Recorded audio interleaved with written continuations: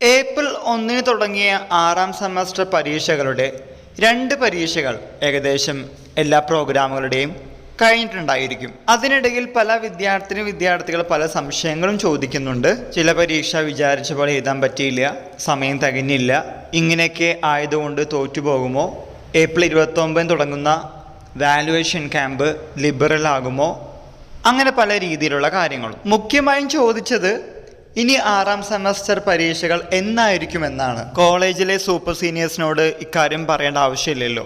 6ാം semester പരീക്ഷകൾ അല്ലെങ്കിൽ പരീക്ഷ ഓരോ സെമസ്റ്ററിന് നടത്താറുള്ളത് ജൂനിയേഴ്സിനൊപ്പം തന്നെയാണ്. അപ്പോൾ അങ്ങനെ ആലോചിച്ച് പരീക്ഷയെ പേടിക്കേണ്ട എന്ന് തന്നെയാണ് പറയാൻ ഉദ്ദേശിക്കുന്നത്.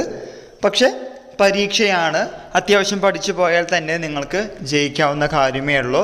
ഇത് എൻട്രൻസ് എക്സാം പോലുള്ള അത്ര ബുദ്ധിമുട്ടുള്ള കാര്യമൊന്നുമല്ല. പരീക്ഷയുടെ എല്ലാ കാര്യങ്ങളും എടുത്തു വെച്ച് ഒരു ആവർത്തി വായിച്ച് നോക്കി ഒന്ന് എഴുതി നോക്കിയാൽ തന്നെ നിങ്ങൾക്ക് ജയിക്കാവുന്നതൊക്കെ കൂടുതൽ മാർക്ക് കിട്ടും. ചൂടും നോമ്പും അവധിയും എല്ലാം കൊണ്ട് വളരെ ബുദ്ധിമുട്ടിലാണെന്നറിയാം. പക്ഷേ ഒരാഴ്ചയ്ക്കുള്ളിൽ നിങ്ങളുടെ എല്ലാ പരീക്ഷകളും കഴിയുക എന്നത് വലിയൊരു കാര്യം തന്നെയാണ്. അതിനുശേഷം നിങ്ങൾ ഫ്രീ ആണ്. സോ വരാൻ പോകുന്ന നല്ല അവധികളെ കുറിച്ച് ആലോചിക്കുകയാണെങ്കിൽ കുറച്ചുകൂടി പഠിക്കാനുള്ളൊരു ആവേശം ഉണ്ടാകുമെന്ന് വിചാരിക്കുന്നു.